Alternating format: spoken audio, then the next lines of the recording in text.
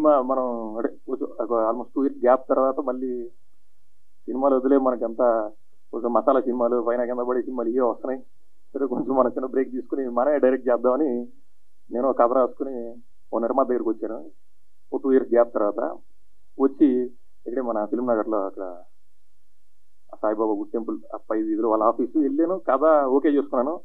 నేను అడిగిన బడ్జెట్ కంటే ఇంకో 20% పెంచిస్తాను. ప్రొడ్యూసర్ మంచి ప్రొడ్యూసర్, పెద్ద ప్రొడ్యూసర్ చేసుకో సినిమా అన్నాడు. హ్యాపీగా బయటకు వచ్చాను. కరెక్ట్గా బయటకు వచ్చిన ఒక 10 నిమిషాలకి యశ్వంత్ రంగుల చొక్క ఆయన ఫోన్ చేశాడు నాకు. నా నెంబర్ పట్టుకుని ఎక్కడ పట్టుకున్నాడు ఏంటో పట్టుకుని ఫోన్ చేసి అన్న ఎక్కడున్నారు మీరు? హైదరాబాద్లో ఎక్కడ? ఫిల్మ్ నగర్ నేను ఇక్కడే ఉన్నాను. ఇక్కడ ఉన్నాను. ఒకసారి కాఫీ మిల్ దాకా వస్తారా? నా దగ్గర డబ్బులు లేవు, నువ్వు కాఫీ ఇప్పిస్తానంటే వస్తా అన్న. ఖర్చు నాది రా అన్నాడు. ఏంటి అంటే సినిమా తీయాలనుకుంటున్నావు, నువ్వే హీరో అన్నాడు. నువ్వే హీరో అనగానే మళ్ళీ మనకి ఇప్పుడు ఆర్టిస్ట్ గొల ఉన్నప్పుడు ఇంకా అసలు అది మనకు వేరే పని చేయవు. డైరెక్టర్ రైటింగ్ ఇవన్నీ మళ్ళీ పక్కన పెట్టేసి వస్తానా అని చెప్పి వెళ్ళాను. అలాగని ఈ కథ చెప్పాడు. ఈ కథ చెప్పినప్పుడు ఇది సేమ్ అడల్ట్ కామెడీ జానరే. ఊరు బాబు ఇవన్నీ వద్దనుకున్నాయా బాబు, నేనే కథ రాసుకుని నేనేదో డైరెక్ట్ చేసుకుందాము, దాని నుంచి వచ్చేద్దాం బయటికి అని నేనేదో బాధపడుతున్నాను. ఇది ప్రొడ్యూసర్ ఓకే అన్నాడు. సినిమా నేను స్టార్ట్ చేసుకుంటా అంటే లేదు ఇది తన్వీర్ గారు రైటింగ్. ఆయన కూడా one of the producer. Dharmapuri Prakash గారు ఒక ప్రొడ్యూసర్.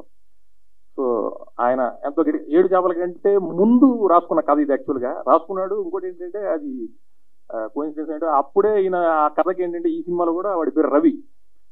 7 చేపల కథలో టెంప్ట్ రవి. సో ఆ కథ చేయకముందు ఈయన ఈ కథ చేశారు. ఏమంటే అప్పుడే ఈ క్యారెక్టర్ కూడా రవి అని ఆయన పేరు పెట్టుకున్నారు. సో ఆ సినిమా మళ్ళీ నాకే వచ్చింది. ఎక్కడ నీకు ఆ వల్గారిటీ లేకుండా healthy comedy, adult comedy, but ఎక్కడ నీకు ఆ వల్గారిటీ అనేది ఉండదు. ఆ గీత ఏది ఉంటుంది ఖచ్చితంగా మెయింటైన్ చేస్తూ మన మేకింగ్ ఆ స్టైల్ డెఫినెట్గా ఉంటుంది. కామెడీ మిస్ అవ్వకుండా నా స్టైల్లో నేను ఖచ్చితంగా మీకు ఆ ఇబ్బంది లేకుండా నేను చేస్తాను. సో ఆ ప్రామిస్ నిలబెట్టుకున్నాడు. బాగా చేశాడు సినిమా. మంచి డైరెక్టర్ అండి. నిర్మాతకి డబ్బులు మిగిల్చే డైరెక్టరు.